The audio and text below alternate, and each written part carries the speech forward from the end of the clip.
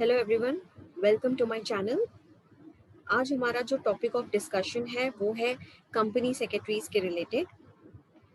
हम company secretaries के related topics में आज डिस्कस करने वाले हैं अमेंडमेंट्स, जो कि दिसंबर 2020 एग्जामिनेशन के लिए रेलिवेंट रहेगा।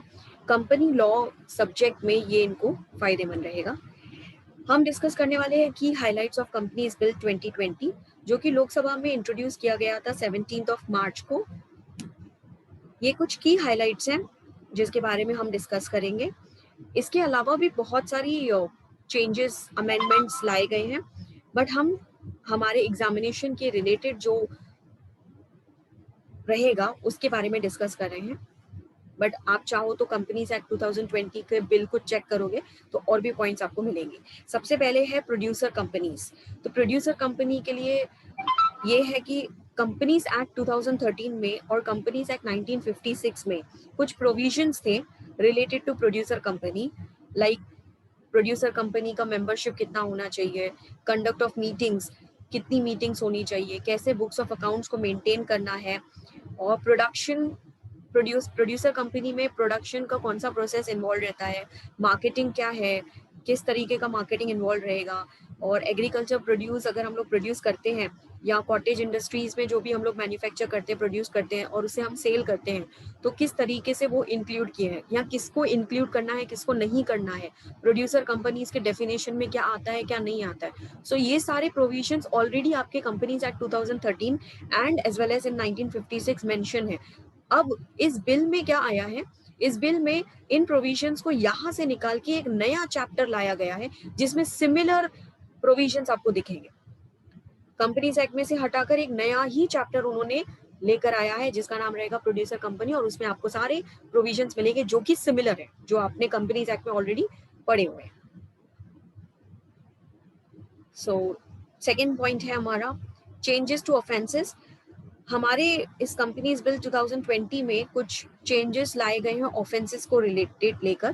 तीन बेसिक मेजर जो हम बोल सकते हैं, मेजर जो उन्होंने चेंजेस यहाँ पे किए हैं। फर्स्टली उन्होंने पेनल्टी रिमूव किया है कुछ ऑफेंसेस को लेकर। जैसे कि एग्जांपल के तौर पे हम देखें, इन्होंने पेनल्टी रिमूव किया है। It removes the penalties which apply for any change in the right of class of shareholders made in violation of the act.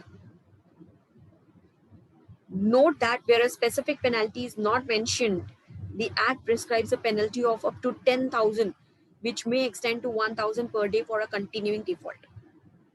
यानी कि एक particular class of share holders के रिलेटेड उनके जो अधिकार है, उनको अगर हमने वो अधिकार नहीं दिया, उनको हमने वॉयलेट किया, एक्ट में अगर कोई राइट्स दिए गए हैं किसी क्लास ऑफ शेयर होल्डर्स को लेकर और वो हम लोगों ने उनको नहीं दिया, वॉयलेट किया उन रूल्स को, उन राइट्स को, तो पेनल्टी, और वो पेनल्टी अगर कहीं लिखी नहीं है, मेंशन नहीं है, मतलब कोई ऑफेंस है जिसका पेनल्टी मेंशन नहीं किया हुआ है कि ये आप गुनाह करते हो, ये आप ऑफेंस करते हो तो आपको इतना पेनल्टी पे करना पड़ेगा, तो हम जनरली उसके ऊपर 10,000 रुपीज पेनल्टी चार्ज करते हैं और 1,000 रुपीज पर डे का पेनल्टी रहता है अगर वो कंटिन्यूइंग डिफॉल्ट रहता है। तो यानी कि कंटिन्यू आप करते हो, मतलब एक बार 10,000 आपने पे किया फिर भी आपने उसको कंटिन्यू ही रखा, तो 1,000 रुपीज पर डे का हमें पेनल्टी पे करना पड़ता है। तो उन्होंने ये रिमूव कर दिया है। Second, it removes imprisonment in certain offences. किसी किसी केस में उन्होंने जेल की सजा भी रिमूव की है।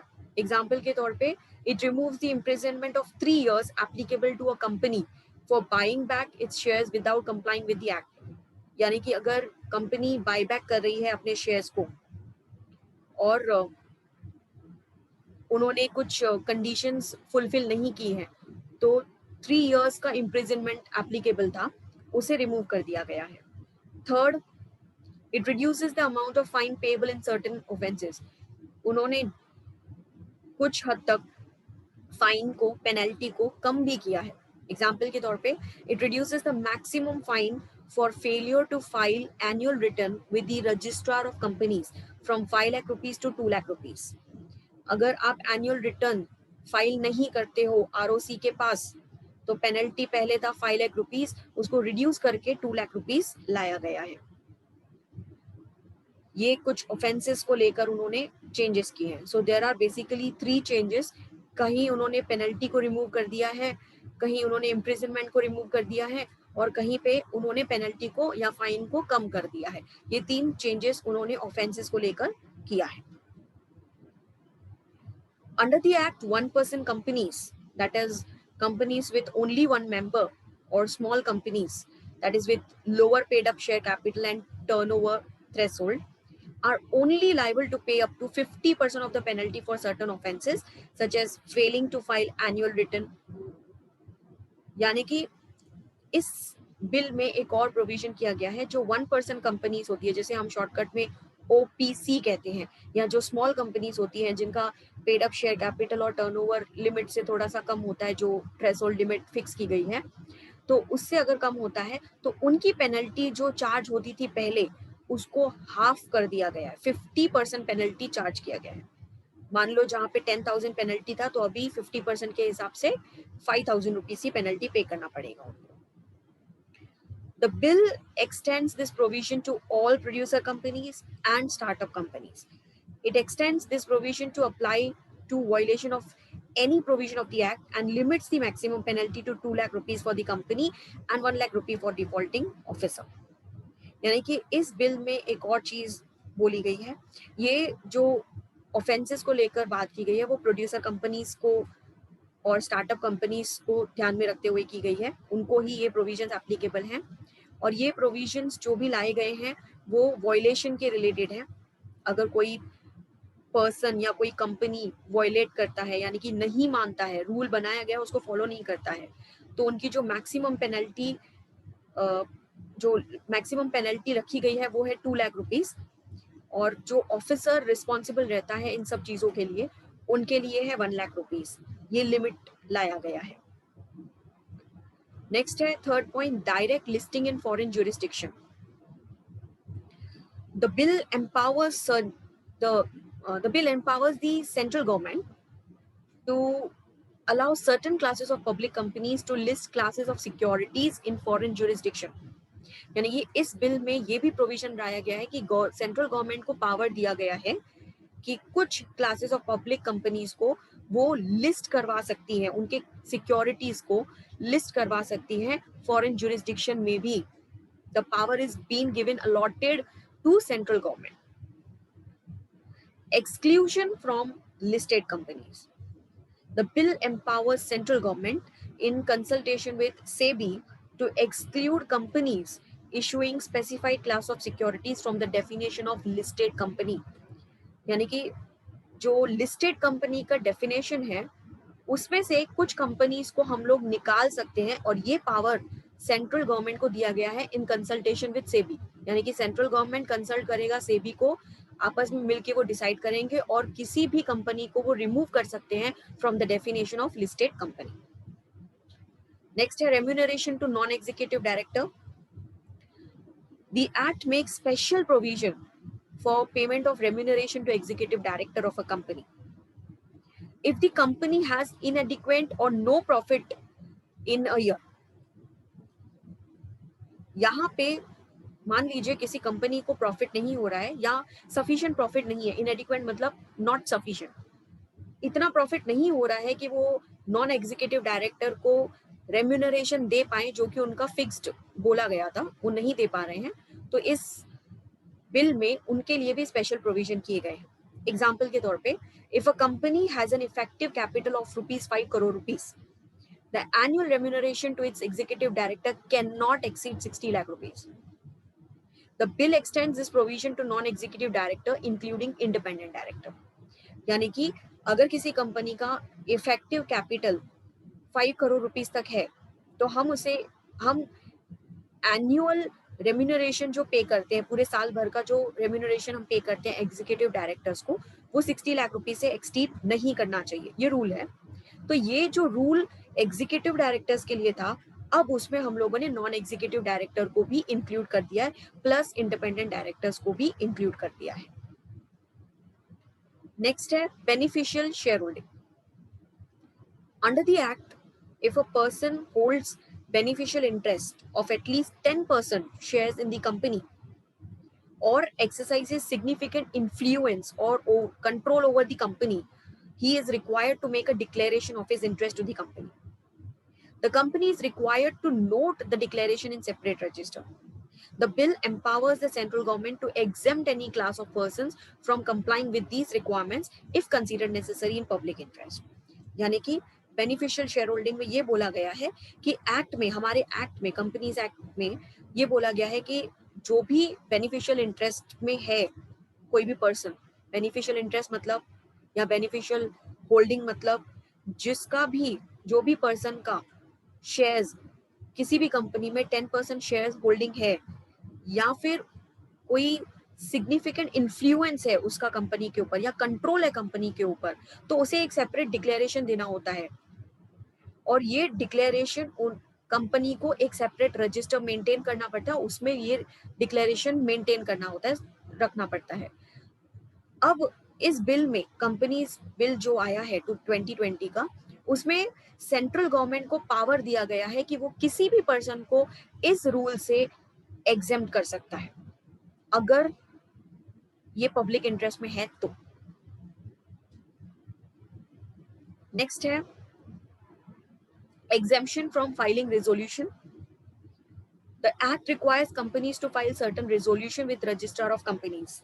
These includes resolution of board of director of the company to borrow money or grant loans. However, banking companies are exempt from filing resolution passed to grant loans or to provide guarantees or security for a loan. This exemption has been excluded to registered non-banking financial companies and housing finance companies. Means ये act में ये बोला गया है कि ROC के पास हमें सारे रिजोल्यूशंस पास करने पड़ते हैं, फाइल करने पड़ते हैं। जो भी हम रिजोल्यूशन पास करते हैं मीटिंग्स में, वो हमें आरओसी के पास फाइल करना पड़ता है, specially related to board of directors. जैसे बोर्ड ऑफ डायरेक्टर्स कंपनी के बिहाफ में कुछ पैसे बोरो कर रहे हैं या किसी को लोन्स ग्रांट कर रहे हैं, तो ये रिजोल्यूशंस तो आरओसी के पास रजिस्टर होने चाहिए। लेकिन बैंकिंग कंपनीज को ये एग्जेम्प्ट किया गया है क्योंकि बैंक्स का तो काम ही होता है लोन देना और लोन्स लेना भी वो लोग कभी कभी लेते हैं जब उनको रिक्वायर्ड होता है, तो उनको एग्जेम्प्ट कर दिया गया है क्योंकि ये उनका रेगुलर बिजनेस में आ गया है, तो उनको एग्जेम्प्ट कर दिया गया है ये रिजोल्यूशंस पास करने के लिए। और ये रिजोल्यूशन जो ये जो एग्जेम्पशन है रिजोल्यूशन के रिलेटेड, इसको एक्सटेंड कर दिया गया है to non banking financial companies, that is NBFC को भी एक्सटेंड कर दिया गया। पहले सिर्फ बैंकिंग कंपनी था, अभी एनबीएफसी को प्लस हाउसिंग फाइनेंसिंग कंपनीज को भी इसमें इंक्लूड कर दिया गया। यानी कि नॉन बैंकिंग फाइनेंशियल कंपनीज हो, हाउसिंग फाइनेंसिंग कंपनीज हो या बैंकिंग कंपनीज हो, तीनों को एग्जेम्प्टेड है। वो कोई भी resolutions related to these borrowing money and granting loans नहीं फाइल करेंगी आरओसी के पास, कंपल्सरी नहीं है। नेक्स्ट है CSR, that is corporate social responsibility.